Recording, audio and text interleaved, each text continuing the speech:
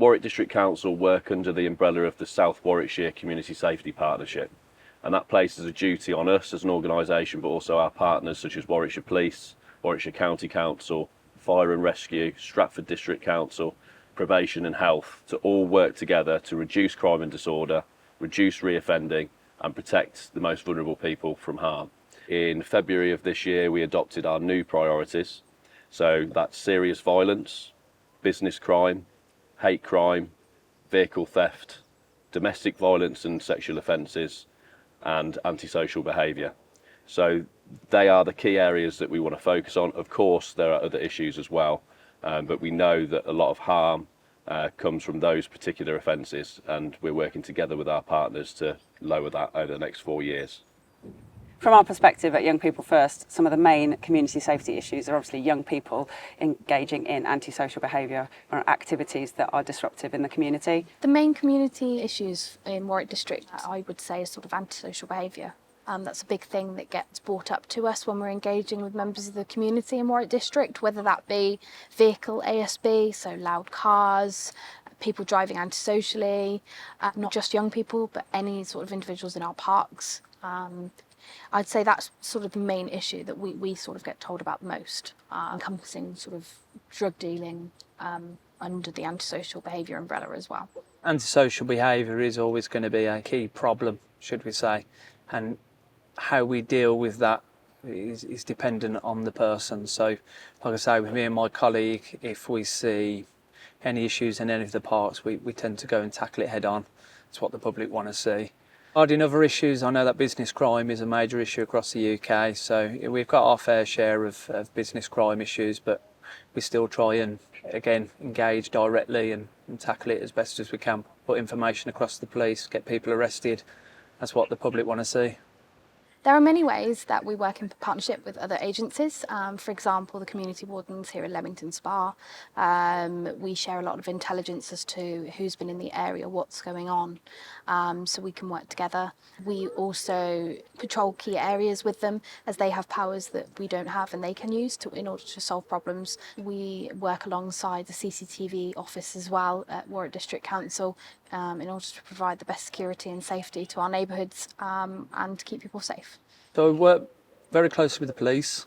We pass a lot of intel across. We get information as well. We go out and we use that information wisely to deal with some of the issues that are causing concerns to the public. We work closely with youth services, mental health services, because we also look after the nighttime economy.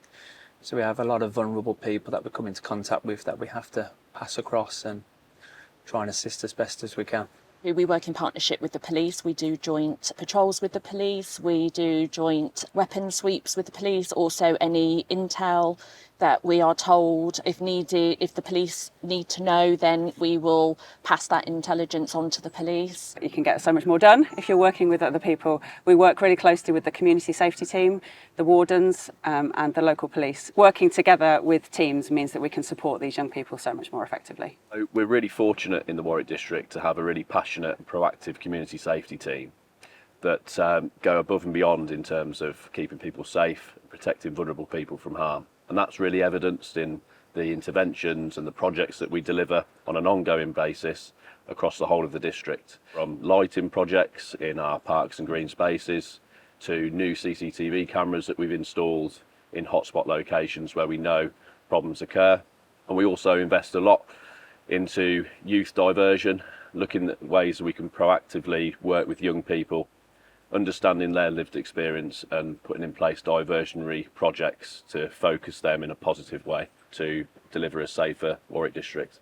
So our team meet young people on a Friday night when they're out and about in the parks, and sometimes have to divert them from activities that they might be doing that we might not like them to be doing. And actually to do that alongside the wardens is really powerful, because then the young people have more people that they can trust out and about in the community. And how we help is we have young youth workers there. We have people who they can trust, people who are safe, who are consistent. We try wherever possible to have the same staff workers out every week, so the young people get to know them and they trust them. means they know they can approach them if they need any help. And again, we can offer activities, we can distract from things, we can divert from problems that might be happening in the area. So yeah, safe, consistent, trusted adults is absolutely key for young people particularly. As well, it's giving general safety advice to our youths, hence we are doing quite a number of workshops on safety and how to keep safe and what to do, and inform people about where our help points are and who to contact. And we let people know about our safe space as well, should anyone feel vulnerable out and about on a Friday night and Saturday night between 10 and 4 in the morning. We have a safe space where people can come in, even if it is just for a sobering coffee, or to charge their phone. Their friends may have got into a club and they didn't. It potentially could leave them feeling vulnerable. So we will make sure that they get home safe and are connected to their, friends and family and things like that. And with our warden team that's been going for around 2 years now, it's all about that visible presence in our community, making sure that we're seen and making sure that we can support members of the public and deter crime wherever possible. To keep people safe, we are a visible presence. We engage a lot with the community. If we need to be somewhere, then we will be in that area. If we find out that there are problems in an area, then we do our best to patrol that area and deter, detect and disrupt antisocial behaviour. Where we know that there are certain things happening, then we will make sure that we go. We do a lot of business engagements to find out whether businesses are struggling with certain areas like shoplifting or antisocial behaviour, that sort of thing.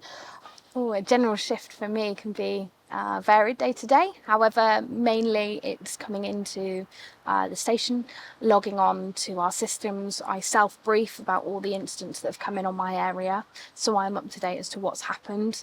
And then I go out on patrol, so either by foot or by car, depending on what shift I'm working, and talk to just general members of the public. We have, whether that's general conversation or whether it's sort of intelligence led, and we're talking about an incident that's happened. I can be going to a victim of vehicle crime in one shift, and then the next shift I could be on a scene guard for a more serious incident. So I know it's really cliche, but a shift for me isn't static. It does change every day, which is a benefit of the job. I deal a lot with the business crime, so I go to Kenilworth, Warwick, Leamington, and we deal with individuals who are causing problems in stores. General shift involves, for me, coming in, getting kitted up, speaking to management, speaking to CCTV, working out where we need to be, where there's likely to be some issues. For me and my colleague that I work with daily, we go out and we go looking for where we believe that there's going to be problems. We will travel into different areas, we will be out visible, we will go into stores, we will talk to people, and we're quite happy if we see problems occurring, we will go and tackle it head on. And that's what the public want. The public want to see a visible presence back onto the street. So I coordinate the Safer Streets funding, which comes from the Home Office. This funding for round 5 was spread across the county in each of the 5 district and boroughs. We did initiatives that involved enhanced CCTV improvements, enhancing street lighting. We put in some community warden posts in certain areas to combat antisocial behaviour. We looked at target hardening and improvements to areas in local communities.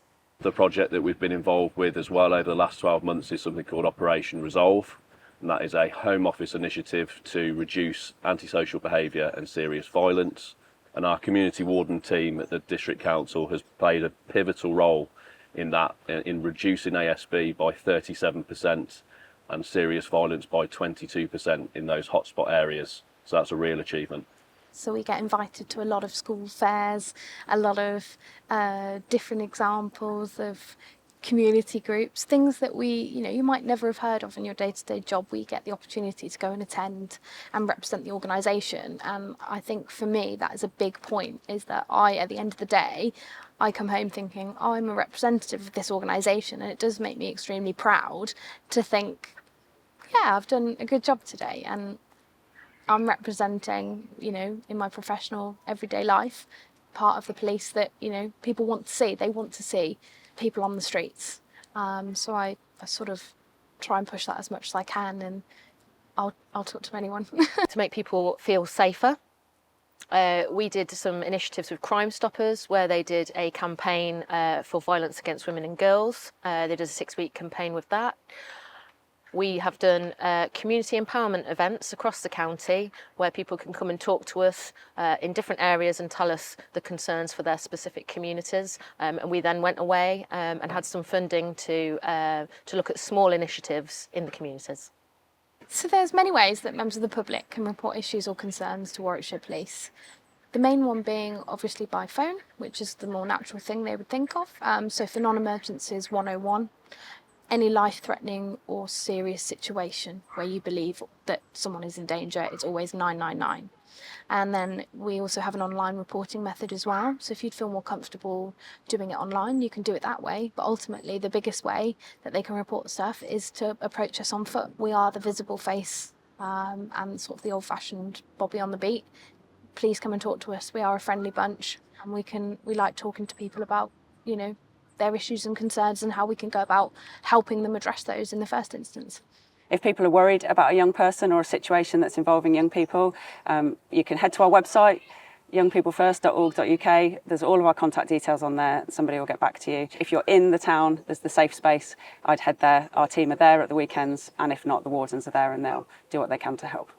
General public can help us to do our jobs by contacting us and giving us any information that can help us to keep the community safe. I know it's a really scary time sometimes for parents, whereas if they know where their kids are getting things from that they shouldn't be getting, you know, they don't have to give us their children's names, they don't have to do anything like that, they can just tell us and we can do our best to report it and disrupt it and be in that area where we know that things are happening. A lot of the stuff that we deal with is very intel-led.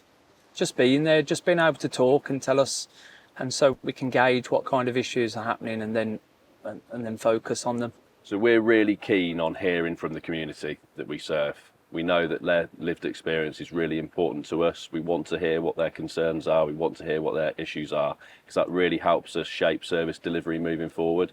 And that's evidence really where young people in recent months have told us about concerns they had about specific green spaces, and we've managed to listen to that feedback and deliver on lighting projects for them to enhance feelings of safety. So my message to the community is speak to us, tell us what your concerns are. You can do that through various methods, either through the police or the district council, to report your concerns, and people do listen and want to help you to deliver a safer Warwick district. For ourselves, regarding antisocial behaviour or any kind of intel, they can contact via the Warwick District Council website. They can come down. We've got our base at Safe Lodge, which is just outside Jeffson's Gardens on the parade. Then come and have a chat to us. They can stop us in person. We'll log things for them. We've got our ASB team, which does all the back office stuff. So there's direct email addresses and phone numbers for them. If people don't report things to us, we can't do our job to the best of our ability and effectively. A good way that the public can help me to do my job is to engage in community events that we put on across the county. So if you have a problem in your community, come to one of our events and tell us about it. We are there at community events so that people can talk to us and tell us about the issues that they have in their communities, and we can take issues away and devise projects and initiatives to overcome those issues that they have.